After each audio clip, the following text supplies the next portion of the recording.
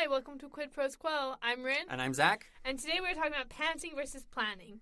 We have talked about these terms a lot, and I think we may have, semi-defined them. But today's the day that we are defining them. We're, fully defining them as best as we can.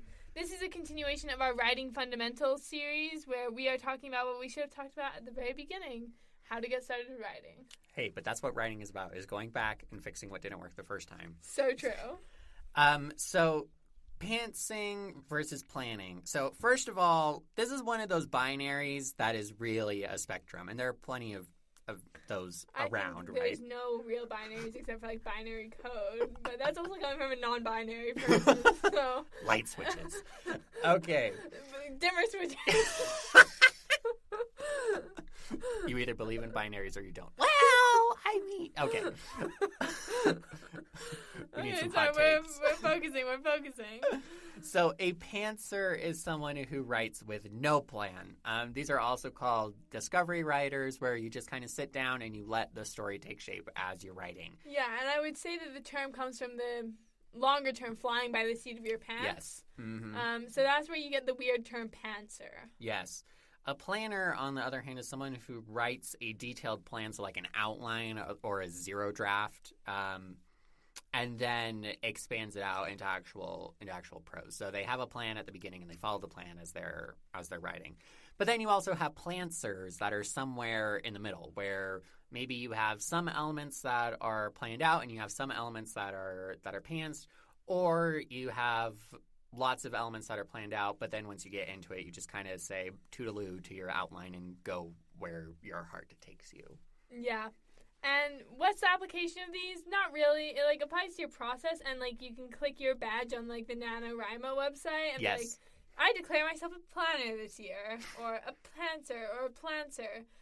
But beyond that, it's not super important, but knowing the lingo is you have to know the jargon of any field that you're in, right? But it can help inform you in constructing your process, which we will do an episode coming up in this Writing Fundamentals series. Yes. And also it helps you avoid comparison, because some people are hardcore planners, and if you are not a hardcore planner like me, you can look at all these people with their beautiful outlines and all of their bulletin boards and whiteboards and everything, and just be wow, why can't I be like them? But it's okay to not be like them. You just have to do you. Yeah, and I mean, to really drive that point home, you don't want to try to fulfill expectations for a process that isn't yours, kind of thing. So, I mean, Rin, you're talking from the perspective of leaning more towards a pantser, looking at the trappings of planning. And you could definitely go at it the other way, where it's I feel so bad that I can't just sit down and start writing, kind of thing. I have to plan it out. Wow, what a terrible writer I am. And that's not the point. Yeah. The point of these labels is to be descriptive about your process. And descriptive, not prescriptive. Yes, descriptive about your process. And so it can help you to manage your expectations, where it's okay, Zac has a meticulous outline. He does not. Okay, he doesn't. Has a meticulous outline. I don't. I'm a pantser. He's a planner. It's all good. Yeah. Going back to last episode, it's all good. Whatever floats your boat. Whatever floats your boat. Maybe that should be the actual name of this series. Whatever floats your boat. Writing Fundamentals. That would be so long on my Substack thing when I'm publishing it. Yes. That's a very long title, but we'll think about it. Some advantages of each thing. Pantsers, and potentially also plantsers, can get out of the gate faster than planners can. They can, they're the type that just, sits down and they just, let the words flow. Mm-hmm. They don't feel the need to plan beforehand, and that's okay. Often, I would say this leads to more revision than a planner does. Mm-hmm. So, take your poison, I guess. Well, yeah, and that's what happens with planners, is that planners tend to need less drafts than pantsers do, just because a planner has already thought about it before. So there are trade-offs, right? Where a planner may be oh my goodness, I gotta do all this prep work and I need to do all this research and this, that, and the other thing. So it takes them a long time. And with the pantser, it's just, okay, I'm going to sit down and I'll figure it out later. And then it's the figuring out later that takes a long time. Everybody's going to spend time on their writing process. It's just where you choose to put the time. Writing does take forever, but it's so rewarding at the same time. Like, I want to, like, drive home that point and say, like, if this is going to take time, this is going to take energy. And it is going to be hard, but, like, nothing worth doing was ever easy, right? Yep. Agreed. Yeah. So how do you find out if you are a pantser or a planner or somewhere in between? Like, what do you do to figure it out? You have to try them out. Like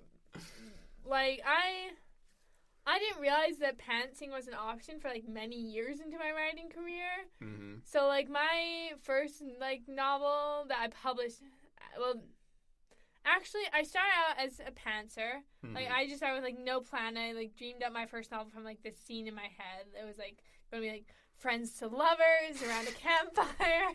Yeah. It was going to be so cute. So I, like, totally, like, pants that first novel. But then I planned my second novel because I thought I had to. I thought planning was, like, the right way. And this goes to show that there is no right way to do it. But I have more planning for All Hail the Queen of Hearts than I do for, like, any other novel I've ever done, I think. Because I was hardcore. I'm like, this is the way you write a novel.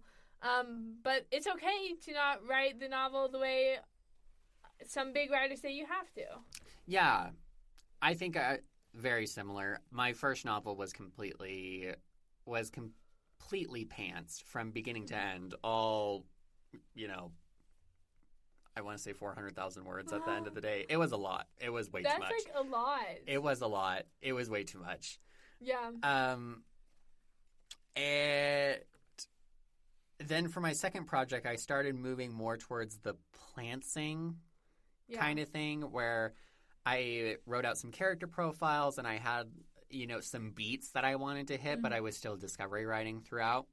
And I feel like as I've tried, I remember for my Nano project the year before last, I tried to do a meticulous outline where I went through and said, these are each of the chapters, this is what happens in the chapter, this is the viewpoint character, that kind of thing.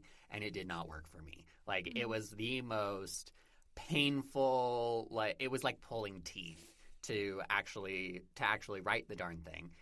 And so I learned that I am solidly in the middle. And I'm guessing that most people are somewhere in the middle rather than on the two extremes. I'm also solidly in the middle, maybe leaning a little more towards, like, discovery writing simply because that's what's fun for me. Like, I've said before on the podcast, like, editing is not as much fun for me as the first draft, which is okay.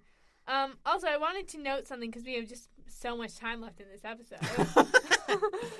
We've only been going for, like, 5 minutes, and these are 10-minute episodes. So you said that, like, your first novel you ever wrote was probably around 400,000 words. Yeah. And this leads me to a quick question of, like, overwriting versus underwriting, which is not exactly planting versus planning. I keep saying planting instead of pantsing. Words are so hard for me today. But, like, I also want to emphasize it's okay if you underwrite or overwrite. Like, yes. It just is, your editing process will, again, be different. Like, if you overwrite, you will be cutting down. If you underwrite, like me, you will be building it up and bulking it out. Yeah, and, I mean, I've mentioned this on the podcast before as well, but I tend to overwrite many times. Like, I told you the story about how I had this project. I was super proud of it. It was 20,000 words long, and I was working on it, and I realized that the emotional core of the story was misplaced, so I moved the emotional core back into place and ended up cutting 12,000 words. Yeah. And if I was trying to salvage that first novel, it would be like really, like, we're cutting out tons of stuff. Probably hundreds of thousands of words. Hundreds of thousands of words. Especially if it's aimed at, like, YA, where the average is, like, 70K. Yes. So, yeah. And we will get into the business of writing another time and how many words, like, your novel, quote, should, unquote, be. For those of you who don't have the benefit of the video feed, that doesn't exist. We're doing air quotes around should. Yeah, there's no such thing as should in writing. Should will ruin your life. Yeah. Like, that is actually my new philosophy, and I'll talk about it more another time, but, yeah. I would also like to emphasize that your planning versus pantsing style can shift from project to project. Mm-hmm. For example, my capstone class in creative writing right now is having to do almost entirely discovery writing. Like, he's like, our professor was like, oh, come to class on this day with nothing planned. Like, if you can, like, think about your story, you can't write anything down. And that felt a little extreme to me. And now I'm, like, actually writing, and he, like, had us do, like, a scene contract, and he's like, plan your 3 scenes in your first chapter. And then from there, it's just like, good luck, have fun. Good luck, have fun. But, like, you can try out the different styles, and it's okay. And if one doesn't resonate with you, try the other, and if neither of them resonate, find some mix or blend of the two. And it will take time. It will definitely take time. And a hack to cut down the amount of time it'll take is that try your hand at some short stories first. Because if you try a short story pantsing and doesn't work out, it takes a lot less time to finish a short story to figure out this isn't working for me than it does to finish a novel. This is true. Just a quick question I don't know if either of us will have an answer to off the top of my head. But about how long did it take you to find your writing style? I'm trying to, like, do the math in my head right now, but I'm talking and it's hard. Oh, my goodness. Let's see. So I wrote my first novel back in that was a long time ago. So I would say that I had not settled on, like, how... I'll say this. I wrote the first draft of the novel that I'm feeling like is going to be my debut. Maybe. I hope so. Fingers crossed. Yeah, fingers crossed. I wrote that in the fall of 2017. I think was when I wrote that. Is that it's the Black Crescent. Black Crescent, yeah. So I think my first novel was the Black Cloud, so I always want to say the Black Cloud. I'm like, that's not it. It's the same initials. Black Crescent. Yeah, so I think it took me probably like 3 or 4 years to figure out what my process was. It also took me about 3 or 4 years. So for those of you just starting out, you have an exciting 3 or 4 years ahead of you. But it might take less time. It might take more. We are just, like, averaging our experience, and it happens to average to 3 or 4 years. But we have really small sample size. Like, for a statistically significant sample, you gotta have, like, 30 samples or something like that. So, pull your friends and family who write. We're having so much fun with this episode. Okay. That's it. So, in sum, pantsing versus planning, they're both wonderful. They both have strengths and weaknesses. Explore. Find out what works for you. Let us know about your writing journey in the comments. Write us a review. Send us an email. Let us know how it's been for you. We'd love to hear. Awesome. Thank you so much for tuning in to Quid Pros Quo. Quid Pros Quo is hosted by DC Winters and CK Jensen. If you like this episode, be sure to leave us a rating. And if you'd like to contact us, you can email us at quidprosquo@gmail.com. For more episodes, check us out on Spotify, Apple Podcasts, or wherever else you get your podcasts.